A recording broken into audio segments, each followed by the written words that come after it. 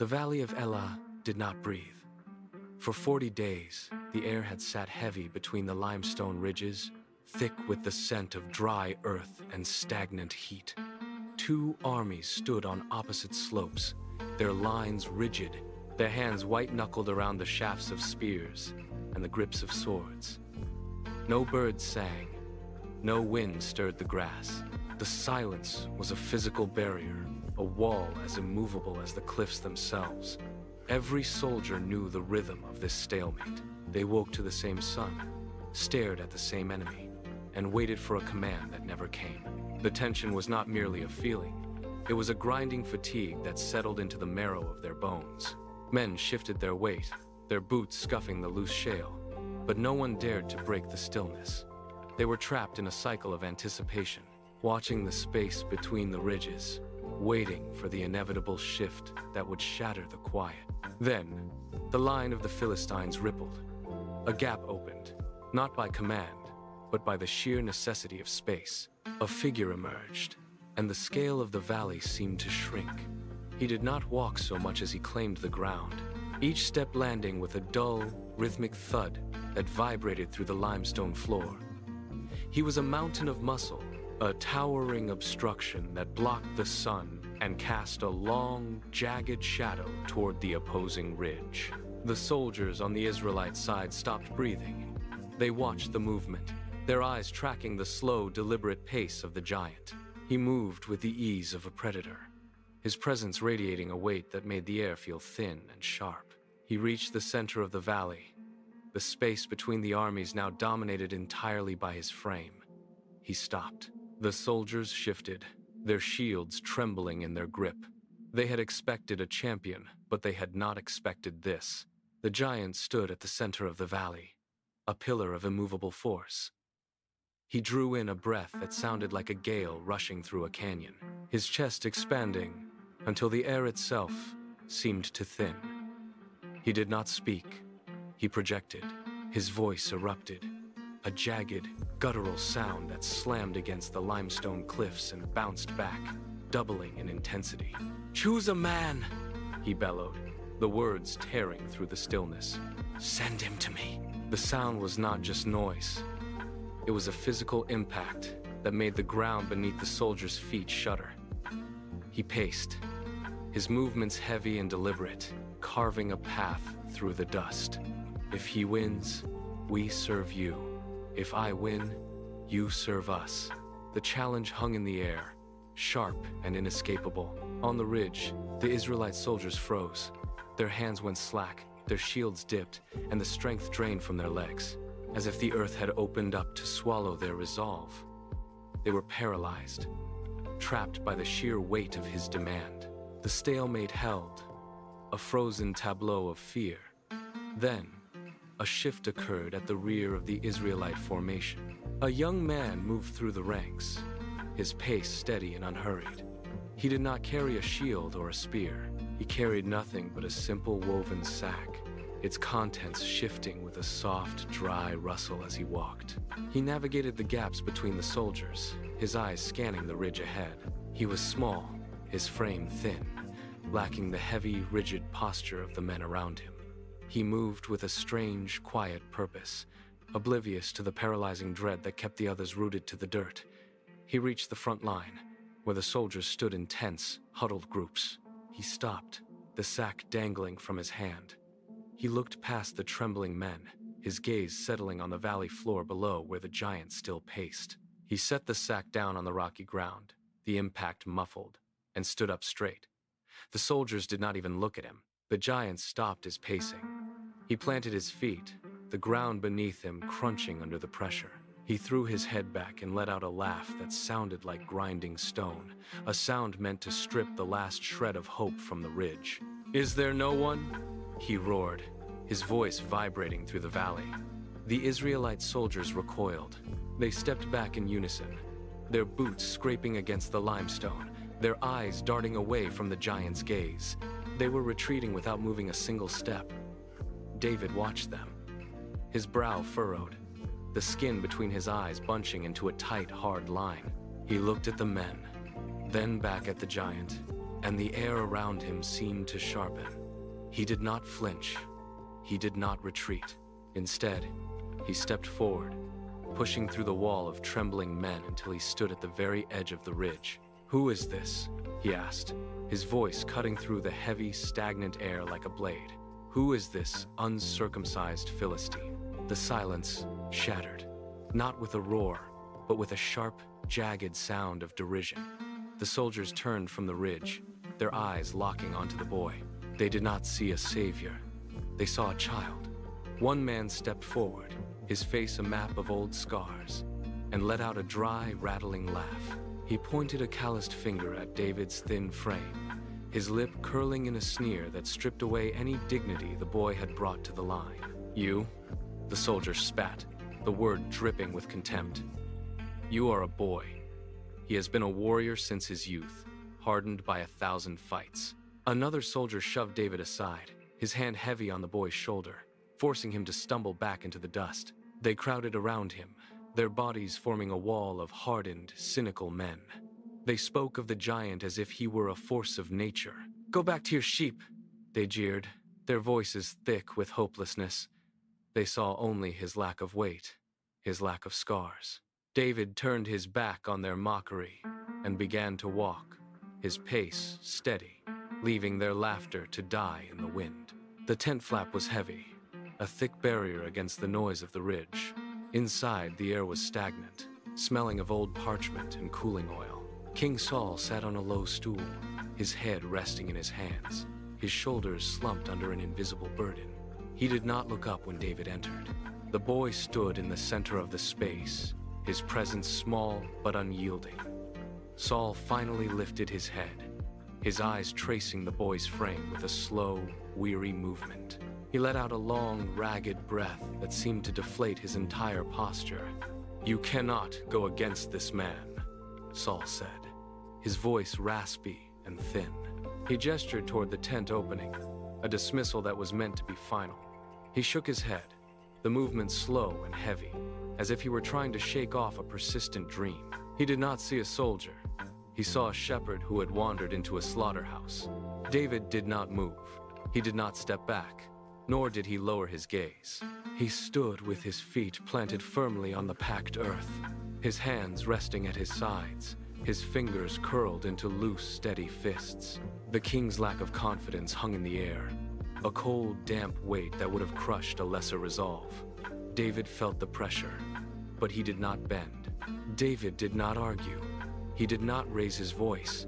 He simply stepped closer, his shadow falling across the king's map-strewn table. "I have spent my nights in the high passes," he began, his tone low and rhythmic. He spoke of the silence of the hills, broken only by the sudden heavy scent of a predator on the wind.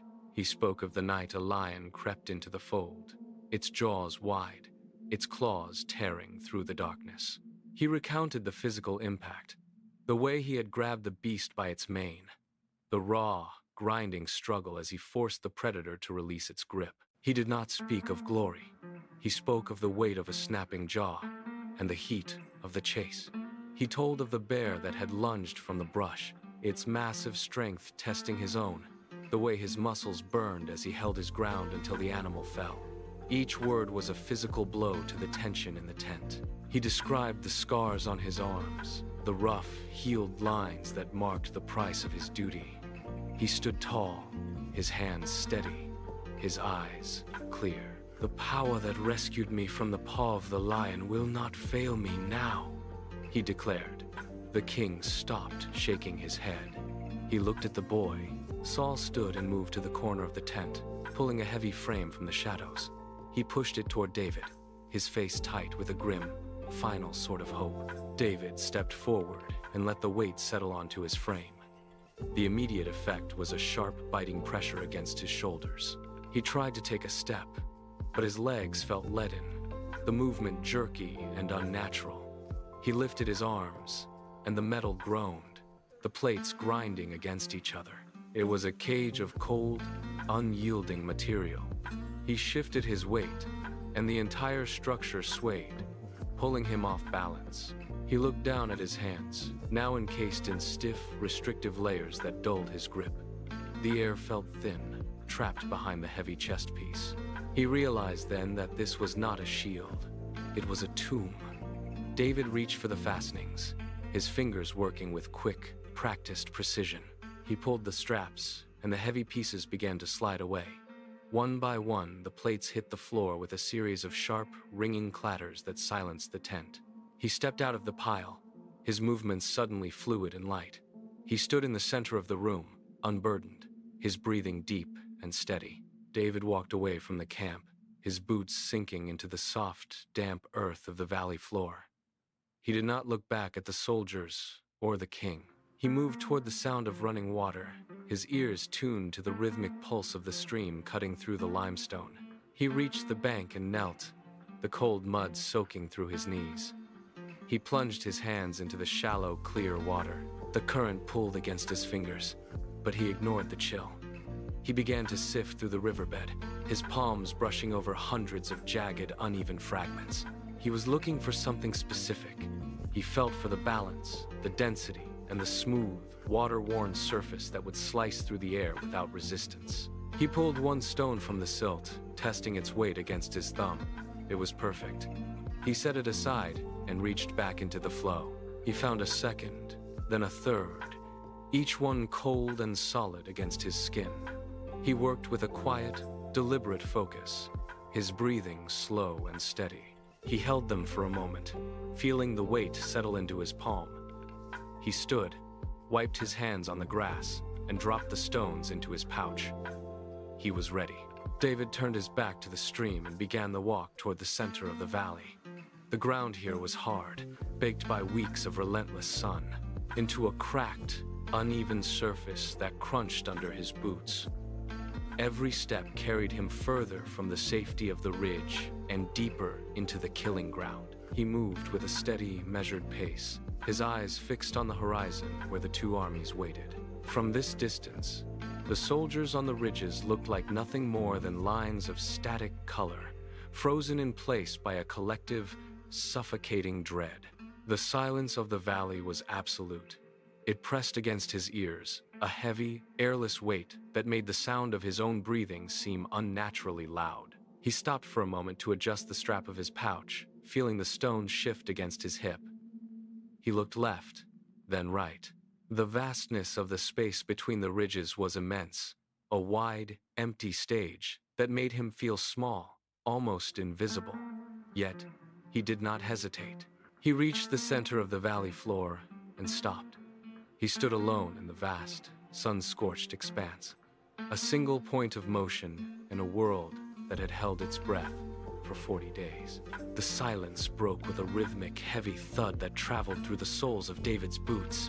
It was a deep, resonant vibration that shook the loose dirt of the valley floor. Each impact was deliberate, a slow-motion pulse that grew in intensity. David did not move.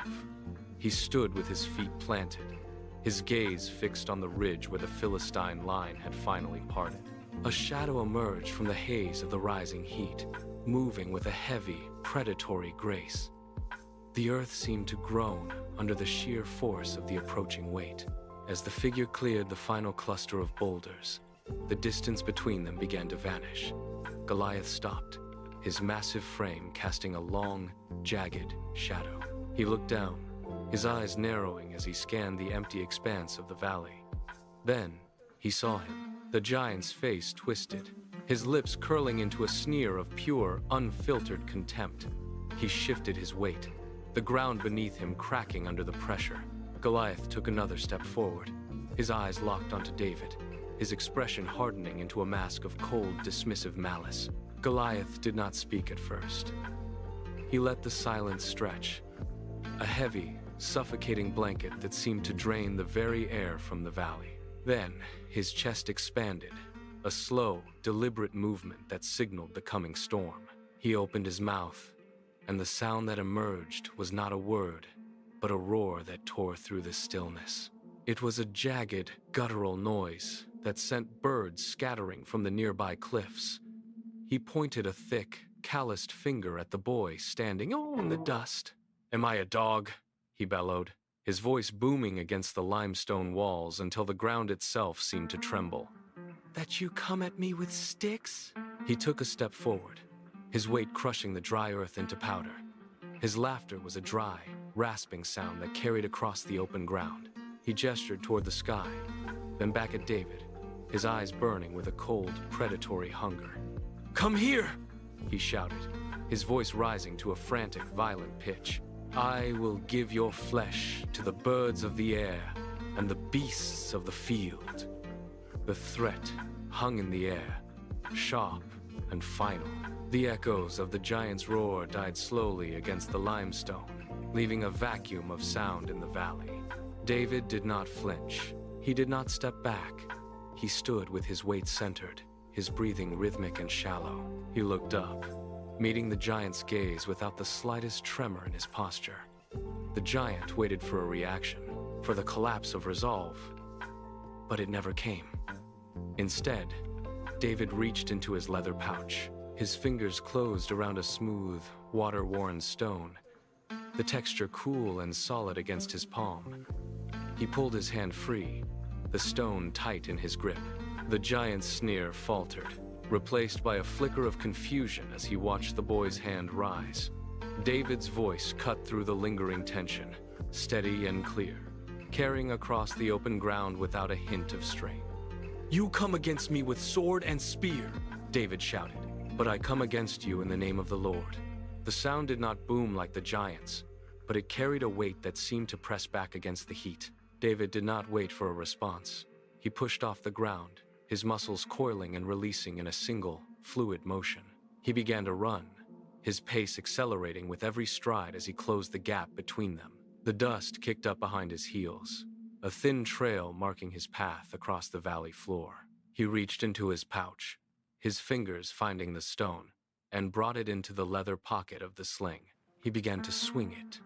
At first, the movement was slow, a rhythmic rotation at his side. Then, he increased the speed, his arm a blur of controlled power. The sling whipped through the air, the leather cord singing a high, piercing note.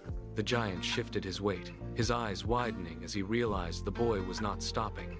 David's feet pounded against the earth. The arc of the sling widened, the speed increasing until the leather was no longer visible, only a humming, lethal circle of force. David pivoted on his lead foot, his entire body torquing into the final, decisive release. The leather pocket snapped open. The stone tore free, a gray blur cutting through the heat shimmer of the valley floor. It moved faster than the eye could follow, a singular, focused point of kinetic energy screaming toward the giant. Goliath began to raise his shield, his muscles tensing for the block, but the movement was too slow.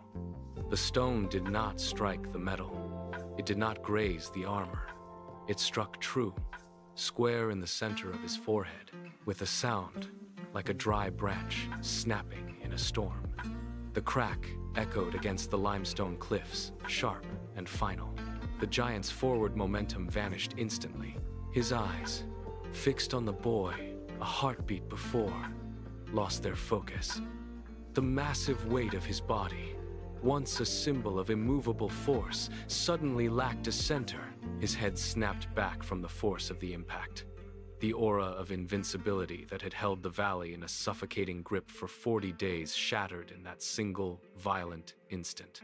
He stood for a fraction of a second, his balance gone, his limbs unresponsive to the command of his mind. The stone had done its work, turning the mountain of muscle into a hollow shell. The giant's knees buckled first, a slow, grinding collapse that defied the grace of a warrior. He did not fall backward. He tipped forward, his massive frame becoming a dead weight that gravity reclaimed with brutal efficiency. His arms swung wide, useless, as he plummeted toward the valley floor. The impact was not a soft landing. It was a thunderous collision, a sound that vibrated through the limestone cliffs and shook the very ground beneath the armies. He struck face first into the dry, sun-baked dust. A cloud of dirt erupted outward from the point of contact, a gray plume that hung in the stagnant air for a heartbeat before drifting across the ridge. The shockwave rippled through the earth, a tremor that reached the feet of the soldiers on both sides of the valley. For a moment, the world seemed to hold its breath. The giant lay motionless, his limbs splayed at unnatural angles. The reign of fear finally broken. The dust began to settle. The stillness in the valley of Elah was not empty. It was heavy with the shock of the impossible. David stood over the fallen shadow, his chest rising and falling with steady, rhythmic breaths. He did not move to claim a trophy. He simply stood, the sling hanging limp at his side, his gaze fixed on the dust. The weight of the last 40 days seemed to evaporate from the air. Across the ridge, the Israelite soldiers remained frozen. They were waiting for a movement that would never come.